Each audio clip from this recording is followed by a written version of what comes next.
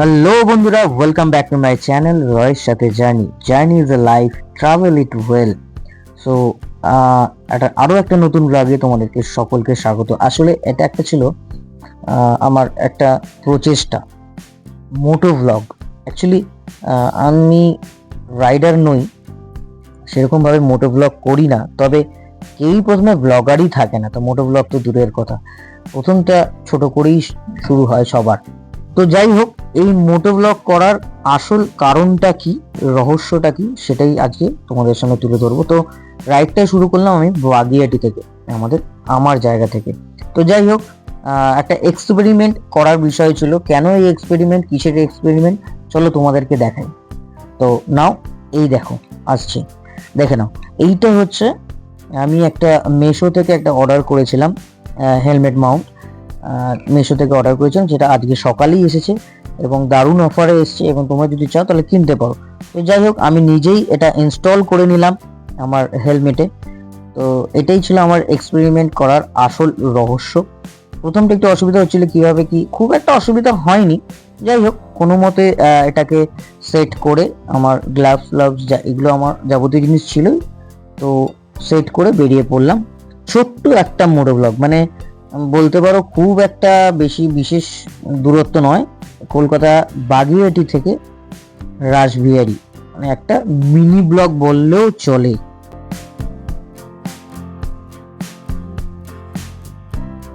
যাই হোক, বাগুইআটি ক্রস করে এখন আমি লেক টাউনের দিকে, এইভাবেই যাত্রা আমার। অ্যাকচুয়ালি প্রথমবার যেহেতু একটু সমস্যা হচ্ছিল, মানে সেট আপে আমার একটু সমস্যা হচ্ছিল। মানে আমি যে হেলমেট মাউন্টার ছিল, ওটা কোনোভাবে যেমন লুজ হয়ে যাচ্ছিল, কিভাবে সেট করতে পারছিলাম না। অ্যাকচুয়ালি বারবার ডাউন হয়ে যাচ্ছিল, যার জন্য অনেক সময় তোমরা দেখবে কিছু কিছু ক্ষেত্রে ভিডিওটা মানে নিচের দিকে নেমে যাচ্ছে। আবার কখনো কখনো আমি সেট করে নিচ্ছি, আবার তুলে আবার ঠিক মতো ভাবে আবার রাইড চালু করছি।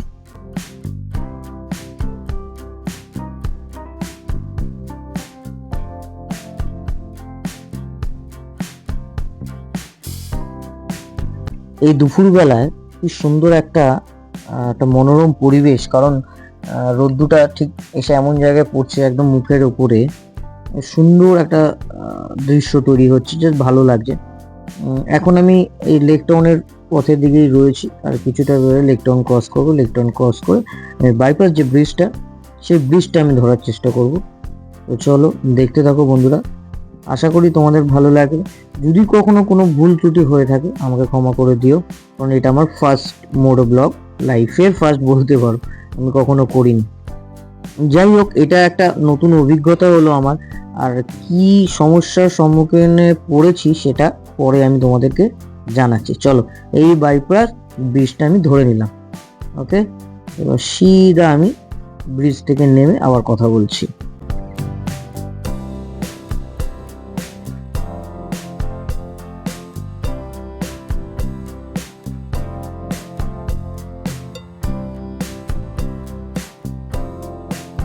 তো বন্ধুরা, ব্রিজ থেকে নেমে গেছি, এখন আমি সল্টলেক স্টেডিয়ামের দিকে।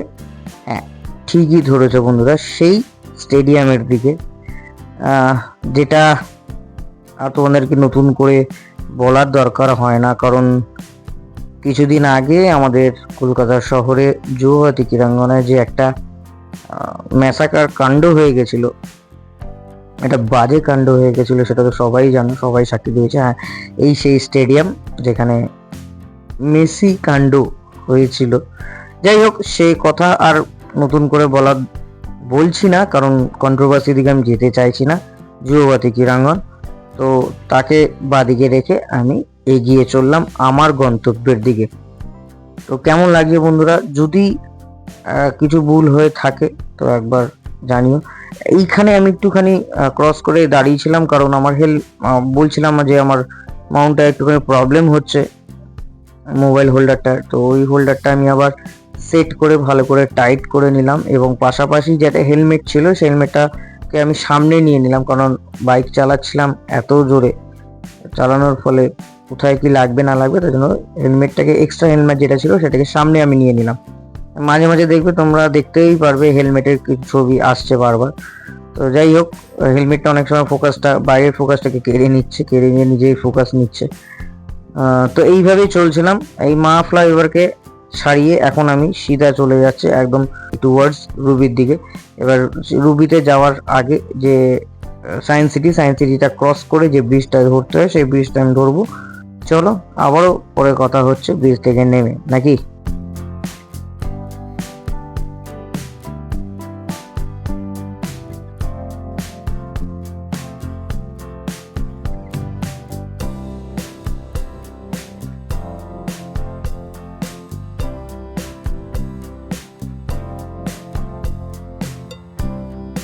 তো ব্রিজ থেকে নেমে পড়লাম, নেমে এখন দাঁড়িয়ে রয়েছে সিগনালে। আর এই সিগন্যালটা হলো ভিআইপি বাজার বলে যে গেটটার সিগন্যাল রয়েছে, সেই গেটের সামনে, মানে রুবি যাওয়ার পথে গেটটা পড়ে, সবাই দেখেছো কম বেশি সবাই। তো যাই হোক, একদম তারপরে ছাড়িয়ে আর কিছুক্ষণের অপেক্ষা মাত্র, তারপরেই আমরা রুবি অব্দি পৌঁছাতে পারবো। মাঝে মধ্যে ফাঁকা ছিল, খুব একটা জ্যাম ছিল না, ভিড় ছিল না। এই এই জায়গাটা আমার খুব ভালো লাগে। আমি রুবিতে এই জায়গাটা নতুন জায়গা করেছে, কি সুন্দর, দুজন মানে দুদিকে রাস্তা হয়ে গেছে, ডিভাইড হয়ে গেছে।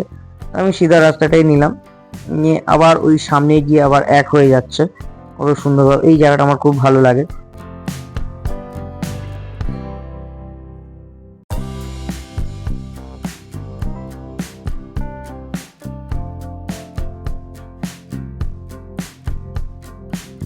দেখো কত সুন্দর, ওইটা ওই লেনটা ওদিক থেকে হয়ে একদম, আর এই দিকটা সোজা যাচ্ছে, এই গিয়ে মিশে গেল, দুটো লেন এক জায়গায় এসে মিশলো। যাই হোক, সোজা যাচ্ছি। এত জ্যাম না, এত অসুবিধা হচ্ছে গাড়ি চালাতে, প্লাস এই ব্লগিং করতে। বলছি কি সমস্যার সম্মুখীন আমি হয়েছি, কি অভিজ্ঞতার সম্মুখীন আমি হয়েছি সেটা বলছি। এই যে রুবি, এই একটা লেন সোজা বাদিকে, আর আমি এই দিকটা নেবো, যে কারণ আমি ডান দিক ধরে যাব রাসবিহারী, তার জন্য আমি এই লেনটা নিলাম। নিয়ে এখান থেকে টার্নিং নিয়ে ঠিক ডান দিকে ঘুরে আমি যাব।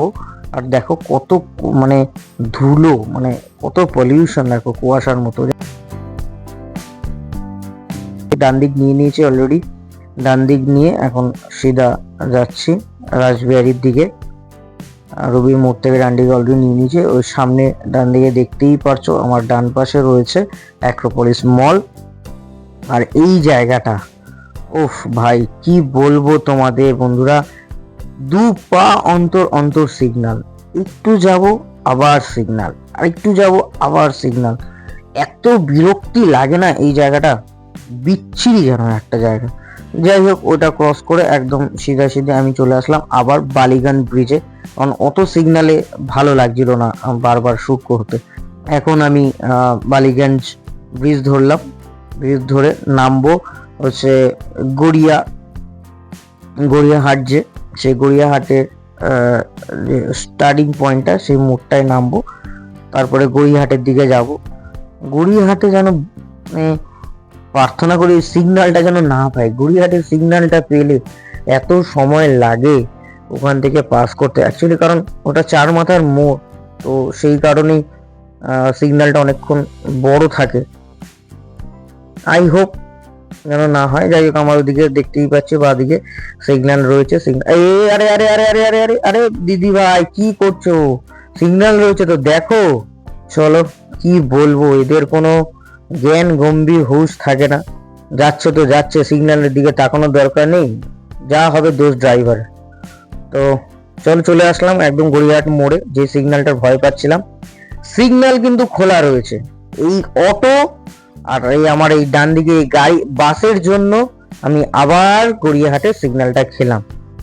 যাই হোক, বেশিক্ষণ থ্যাঙ্কস গড বেশিক্ষণ দাঁড়াতে হয়নি, সিগন্যাল খুলে গেছে গড়িয়াহাটে। আমি আমার চালু করলাম আমার রাইডিং, একদম সোজা যাব। এরপরে পড়বে দেশপ্রিয় পার্ক, সেই দেশপ্রিয় পার্কে সেই পুজো আমরা প্রত্যেকেই দেখে থাকি, দুর্গা পুজো হয়, সেই দেশপ্রিয় পার্কের দিকে আমি যাচ্ছি। এই দেখো, এই আবার একটা সিগন্যাল, বাবা সিগন্যালটা ছেড়ে দিয়েছে। প্রচুর সিগন্যাল পড়ে, প্রচুর সিগন্যাল, মানে রাসবিহারী যেতে যেতে এত সিগন্যাল পড়ে না বন্ধুরা, কি বলবো। ওই জায়গাটা আসলে আমার এত বিরক্ত লাগে।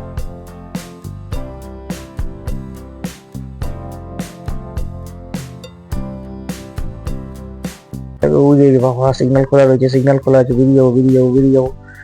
আই থিঙ্ক বেরিয়ে যেতে পারবো। কাকু তুমি তো বাঁ দিকে যাবে, আমাকে যেতে দাও।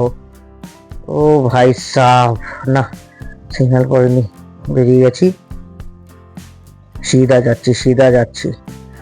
দারুণ লাগছে, মানে একটা অন্যরকম অনুভূতি তৈরি হয়েছে, সত্যি কথা বলবো, সত্যি কথা। এই যা একটা সিগন্যাল পার না করতে করতে ব্যাকারটা সিগন্যাল খেয়ে গেল। উফ, এখন সেই গানটা গাইতে হয়, গাড়ির সিগন্যাল মানে না। চলো বন্ধুরা, আর কি করা যাবে। এই যে ডান দিকে রয়েছে আমার হাটারি, এই হাটারিতে অনেক স্মৃতি জড়িয়ে রয়েছে, মানে হাটারিটা আমার খুব ভালো লেগেছিল। খাবার দাবার প্রথম ভালো লাগা রেস্টুরেন্ট হচ্ছে আমার কাছে হাটারি। যাই হোক, হাটারিকে ডান দিকে রেখে আবার সিধা এগিয়ে যাচ্ছি।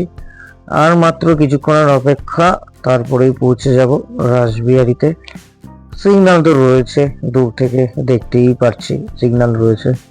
যাই হোক, সিগন্যালটাকে ক্রস করে আবার এই দেশপ্রিয় পার্কে ক্রস করে আর মাত্র 2 মিনিট লাগবে হয়তো, তার মধ্যেই পৌঁছে যাব আমি লেক মল। আর লেক মল এসে যাওয়া মানে তো জানো, রাসবেরি চলেই এসছে, আর বলতে হবে না।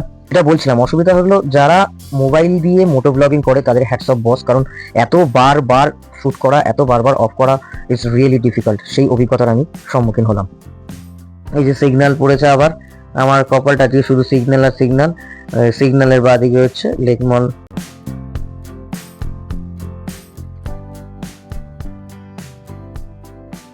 আর এই সিগন্যাল ক্রস করে এই যে লেক মলকে ক্রস করে আবার চলেছি রাসবেরির পথে, আমার গন্তব্য অতটুকুই।